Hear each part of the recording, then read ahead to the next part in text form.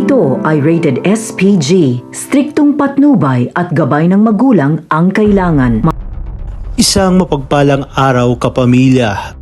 Matapos ngang masaksak ni Olga si Marites, ay agad na humingi ng saklolo itong si Lola Tinding. Sakto rin na paparating na sina Don Facundo at kaagad na tinulungan si Marites upang madala sa pinakamalapit na ospital.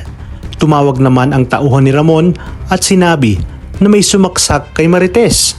Nagulat nga itong si Ramon at sinabi na alamin nito kung sino ang sumaksak.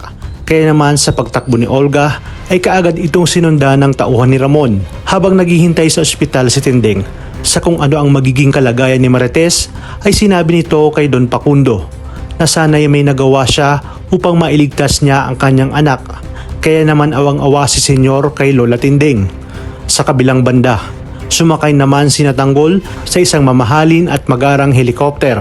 Sinabi ni Divina na ipapakita niya kay Tanggol ang buong isla. Namangha naman si Tanggol sa laki ng isla. Ayon kay Divina na makakabili din ito si Tanggol ng masigit pa sa mga nakikita nito. At doon nga daw tuluyan ng magwawakas ang kahirapan ni Tanggol. Tuwang-tuwa naman ang mga kaibigan nito habang nagsasaya sa kanilang swimming. At dito na nga isinama ni Divina sa pag-akyat ng bundok. At sa pagkakataong ito ay kasama na nila sina Primo at Amanda upang puntahan ang mga taong lokal na naninirahan sa kabilang bundok. Samantala, matapos utusan ni Ramon si Bulet at 10 ng kanyang mga tauhan na umpisahan ng hanapin ang mga Red Phoenix dahil hindi nga siya makakapayag na hindi makapaghiganti sa nakaraan nilang enkwentro. Matitimbog na ang mga ito kasama si Edwin at ang mga batang tondo. Kaya naman magkakaroon ng habulan sa pagitan ng dalawang grupo. Kampante naman sina Edwin na matatakasan nila ang mga ito. Ngunit dahil mas maraming tauhan na kasama si Bulet ay mapupuruhan ang ilan sa kanilang kasamahan. Kaya naman sinabi ni Teban na tagilid sila at kinakailangan na nilang tumakas. Pinalad man silang matakasan si Bulet ay mukhang malamalasin nga sila dahil si Rigor at Mando mismo ang makakahuli sa kanila. Sinabi ni Rigor na hindi na sila makakatakas lalong-lalo na umano itong si Edwin. Ngunit mayabang na sinabi ni Edwin na kahit mahuli siya ay sigurado umano siya na maaabsuelto pa rin sila at itaga umano ito ni Rigor sa bato. Hanggang sa dinala na nga sila ni Mando at Rigor sa presinto kung saan ihiniharap sila kay Colonel Suarez. At dahil kilala ni Suarez si Rigor na matinong pulis ay mukhang mahihirapan silang mapaabsuelto sina Edwin.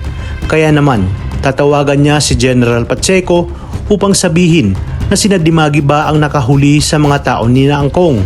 Dito na nga sinabi ni Pacheco na gagamitin nila ang kaso ni Rigor upang maabsuelto ito kapalit ng pagpapalaya sa mga tao ni Angkong. At pag hindi pumayag at naging matigas pa rin umano itong si Rigor ay siya nga mismo umano ang gagawa ng paraan upang madiin si Rigor sa kasong isinampa ni Tinding.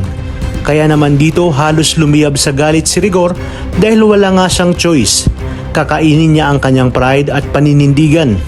At dito pumayag na siya na makalaya sina Edwin kapalit ng pag-areglo sa kasong isinampa ni Tinding. Asar na asar nga siya habang pinagtatawanan ni Edwin. Sinabi pa ni Edwin na sinabi niya na umano na kahit anong gawin ni Rigor ay makakalabas pa rin sila. Makukwento naman ni Tinding kay Don Facundo ang tungkol sa problemang pinagladaanan ng kanyang pamilya.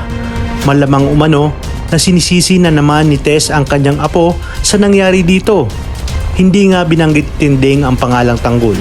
Ngunit nananatiling buo ang paniniwala ni Tinding na hindi si Tanggol ang may gawa nito dahil kilala niya ang kanyang apo. Kaya naman, kinakailangan niya nang makausap si Tanggol sa lalong madaling panahon dahil ito lang ang magpapatunay sa mga paratang ni Marites. Dagdag pa ni Tinding na mukhang nalaso na ni Rigor ang kanyang anak dahil lahat na lang ng masamang mangyari sa kanilang pamilya ay puro kay Tanggol nga nababaling ang sisi. Malalaman na nga ni Ramon na si Olga ang siyang sumaksak kay Marites, kaya laking gulat niya. Sa kabila nito ay hindi niya kukumprontahin si Olga at dito na siya magsisimulang magduda sa kung ano ba talaga ang atraso ni Tess kay Olga. May isa pang ibinalita ang kanyang tauhan nang sabihin nito na kasama si Don Facundo sa mga nagdala sa ospital kay Marites.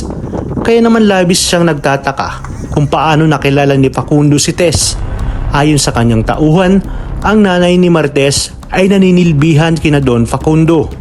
Di kalaunan ay nagkamali na nga itong si Marites at iniwan muna sila saglit ni Don Facundo upang makapag-usap ng masinsinan. Hindi nga nagkamali si Tinding dahil isinisisi na naman ni Marites kay Tanggol ang nangyari sa kanya.